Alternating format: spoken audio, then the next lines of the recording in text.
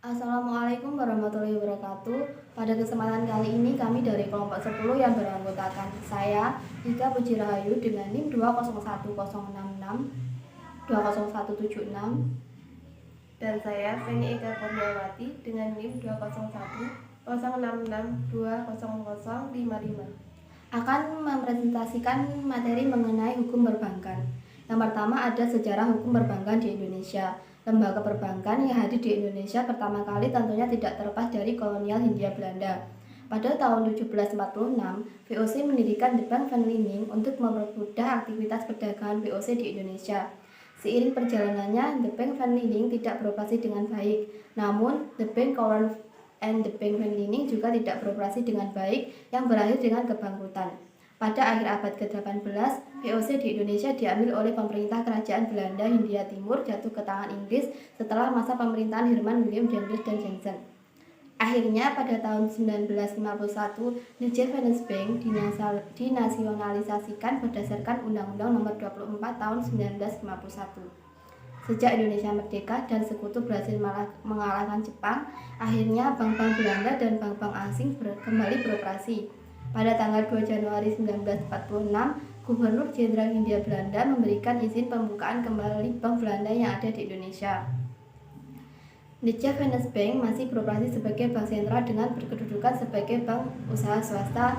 Akhirnya pada tahun 1953, untuk memberikan kemudahan menjalankan kebijakan moneter dan kebijakan perekonomian lainnya, diterapkan Undang-Undang Pokok Bank Indonesia yang tertera dalam Undang-Undang Nomor 11 Tahun 1553. Pada tahun-tahun berikutnya, pemerintah Indonesia meresmikan Bank-Bank Indonesia sebagai bank pemerintah pertama di Indonesia. Bank Rakyat Indonesia sempat berhenti beroperasi, namun bank tersebut beroperasi kembali setelah dibentuknya Perjanjian Danville. Pada waktu 1960, Bank Koperasi Tani dan Nelayan dibentuk. Bank Koperasi Tani dan Nelayan merupakan hasil peleburan dari Bank Rakyat Indonesia. Bank Tani Nelayan pada tahun 1946, Bank Negara Indonesia didirikan dengan berkedudukan sebagai bank sentral. Yayasan Pusat Bank Indonesia dilebur ke dalam Bank Negara Indonesia. Seiring waktu berjalannya pemerintahan Indonesia melakukan pemantapan kedudukan Bank Negara Indonesia. Akhirnya, ketika konferensi meja bundar, pemerintah Indonesia dan Belanda setuju untuk mengubah fungsi Bank Indonesia menjadi bank umum yang awalnya menjadi bank sentral. Kedua, ada pengertian dan jenis kegiatan usaha bank. Menurut Undang-Undang Perbankan, bank adalah badan usaha yang menghimpun dana dari masyarakat dalam bentuk simpanan dan menyalurkan kepada masyarakat dalam bentuk kredit ataupun bentuk-bentuk lainnya, dalam rangka meningkatkan taraf hidup masyarakat rakyat banyak. Jenisnya yang pertama ada bank sentral. Bank sentral ini cuma ada satu di tiap-tiap negara karena bank sentral punya peran penting bagi perekonomian suatu negara. Bank Indonesia ditunjukkan oleh undang-undang menjadi bank sentralnya Indonesia.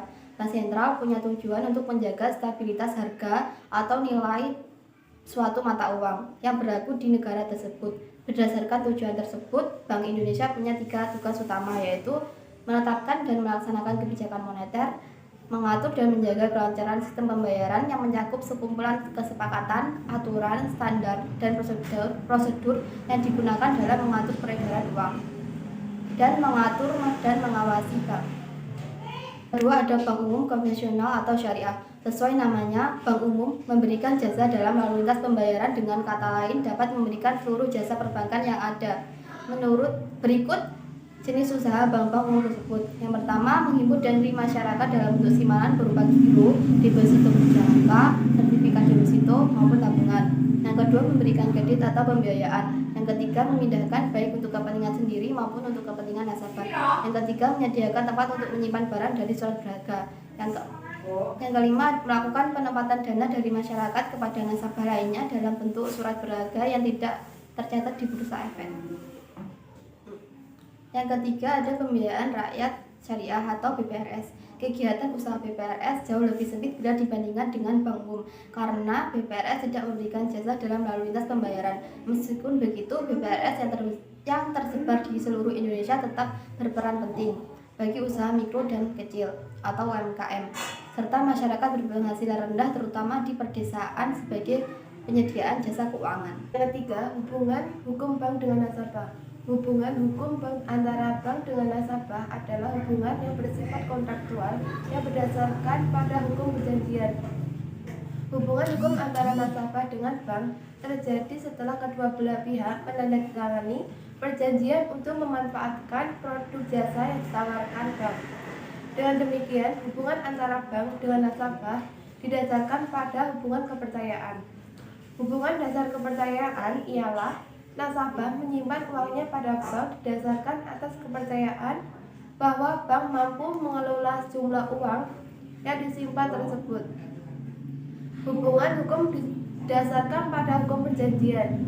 Hubungan hukum antara nasabah dengan bank terjadi setelah kedua belah pihak menandatangani perjanjian untuk memanfaatkan produk jasa yang ditawarkan bank. Asas-asas khusus dari hubungan hukum antara bank dengan nasabah ialah hubungan kepercayaan, hubungan kerahasiaan, dan hubungan kehati-hatian. 4. Pelindungan hukum terhadap nasabah.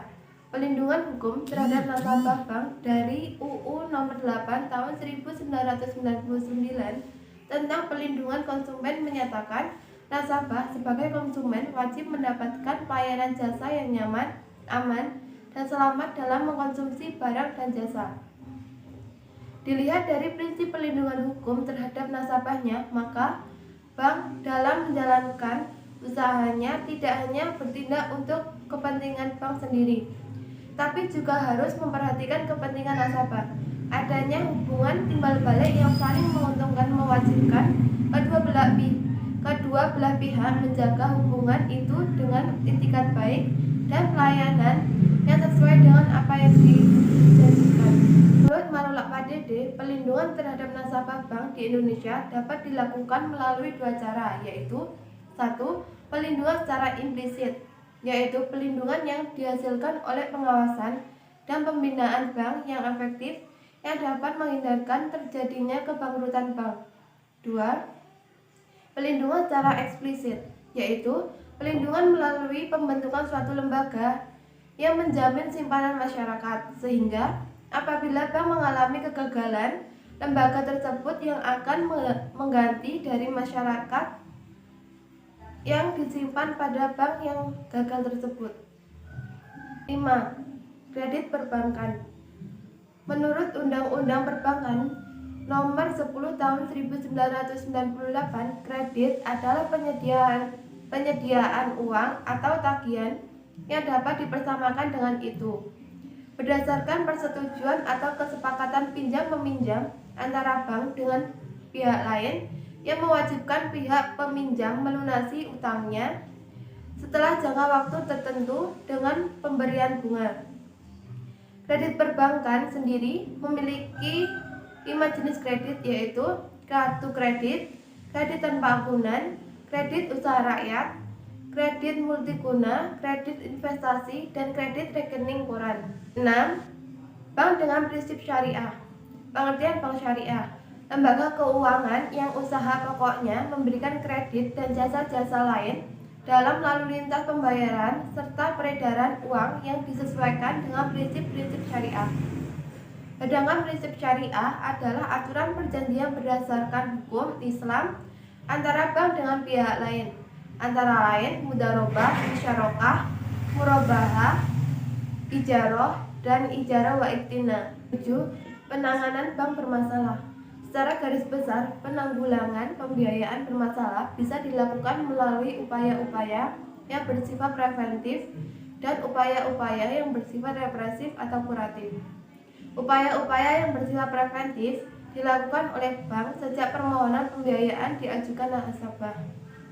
Pelaksanaan analisa yang akurat terhadap data pembiayaan, pembuatan perjanjian pembiayaan yang benar, pengikatan agunan yang menjamin kepentingan bank, sampai dengan pemantauan atau pengawasan terhadap pembiayaan yang diberikan. Sedangkan langkah-langkah yang bersifat represif atau kuratif adalah langkah-langkah penanggulangan yang bersifat penyelamatan atau penyelesaian terhadap pembiayaan bermasalah. Secara garis besar, usaha penyelesaian pembiayaan macet dapat dilakukan melalui penyelesaian oleh bank sendiri secara bertahap dengan pendekatan persuasif. Bila tahap pertama tersebut telah dilakukan, maka dapat digunakan langkah dan tahapan berikutnya, antara lain penyelesaian melalui debt collector, penyelesaian melalui kantor lelang, penyelesaian melalui badan peradilan, penyelesaian melalui badan arbitrase, dan penyelesaian melalui Direktorat Jenderal Piutang dan Lelang Negara untuk bank-bank BUMN. Sekian presentasi dari kami. Jika ada yang kurang paham atau ingin ditanyakan, bisa diajukan di kolom komentar. Akhir kata, ada kurang lebihnya kami mohon maaf. Wassalamualaikum warahmatullahi wabarakatuh.